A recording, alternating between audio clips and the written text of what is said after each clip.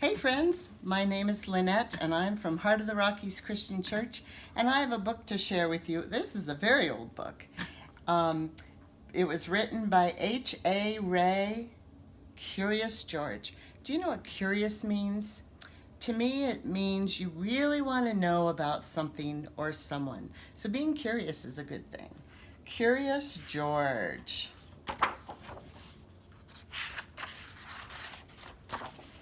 Curious George by H.A. Ray.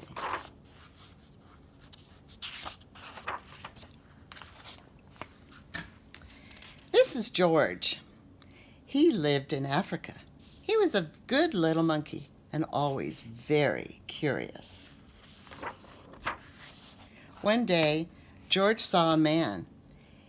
He had on a large yellow straw hat. The man saw George too. What a nice little monkey, he thought. I would like to take him home with me.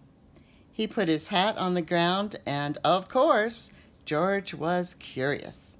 He came down from the tree to look at the large yellow hat. That hat had been on the man's head.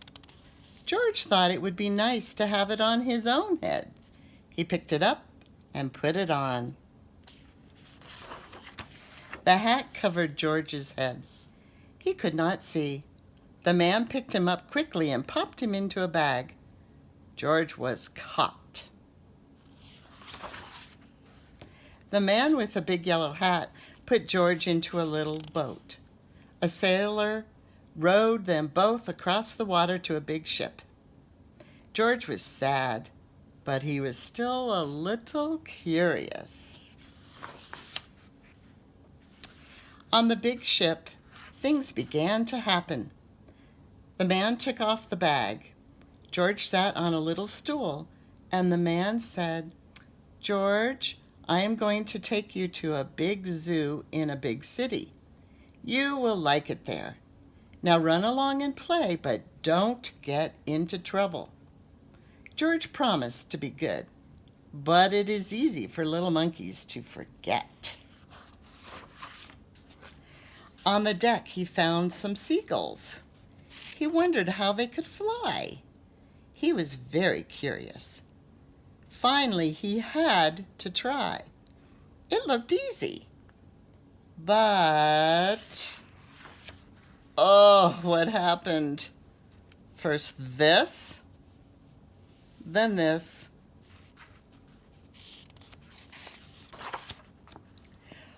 "Where is George?" The sailors looked and looked.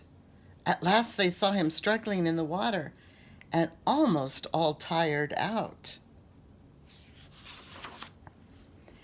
"Man overboard!" the sailors cried as they threw him a life belt. George caught it and held on. At last he was safe on board. After that, George was more careful to be a good monkey, until at last the long trip was over. George said goodbye to the kind sailors, and he and the man with the yellow hat walked off the ship onto the shore and on into the city to the man's house. After a good meal, George felt very tired. He crawled into bed and fell asleep at once. The next morning, the man telephoned the zoo. George watched him. He was fascinated. Then the man went away. George was curious. He wanted to telephone too. 1, 2, 3, 4, 5, 6, 7. What fun! Ding-a-ling-a-ling! George had telephoned the fire station. The firemen rushed to the telephone. "Hello, hello," they said, but there was no answer. Then they looked for the signal on the big map that showed where the telephone call had come from. They didn't know it was George. They thought it was a real fire. Hurry, hurry, hurry! The firemen jumped onto the fire engines and onto the hook and ladders. Ding dong, ding dong! Everyone out of the way! Hurry, hurry, hurry! Firemen rushed into the house. They opened the door. No fire! Only a naughty little monkey. Oh, catch him, they cried. George tried to run away. He almost did, but he got caught in the telephone wire, and a thin fireman caught one arm and a fat fireman caught the other. You fooled the fire department, they said. We will have to shut you up where you cannot do any more harm. They took him away and shut him in a prison. George wanted to get out. He climbed up to the window to try the bars. Just then the watchman came in. He got on the wooden bed to catch George, but he was too big and heavy. The bed tipped over. The bed tipped up. The watchman fell over. And quick as lightning, George ran out through the open door. He hurried through the building and out onto the roof. And then he was lucky to be a monkey. Out he walked onto the telephone wires. Quickly and quietly, over the guard's head, George walked away. He was free. Down in the street outside the prison wall stood a balloon man. A little girl bought a balloon for her brother. George watched. He was curious again. He felt he must have a bright red balloon. He reached over and tried to help himself, but instead of one balloon, the whole bunch broke loose. In an instant, the wind whisked them all away, and with them went George, holding tight with both hands.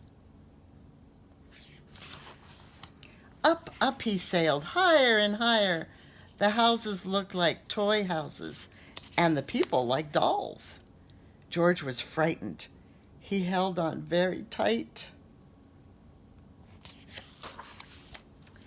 At first the wind blew in great gusts. Then it quieted. Finally it stopped blowing altogether. George was very tired. Down, down he went, bump, onto the top of the traffic light. Everyone was surprised. The traffic got all mixed up. George did not know what to do. And then he heard someone call, "George!" He looked down and saw his friend, the man with a big yellow hat. George was very happy. The man was happy too. George slid down the post, and the man with the big yellow hat put him under his arm. Then he paid the balloon man for all the balloons, and then George and the man climbed into the car, and at last away they went to the zoo. What a nice place for George to live. The end. Thanks for joining me for this story. I hope you will stay curious. Don't get into trouble, but stay curious. I love you. God loves you too.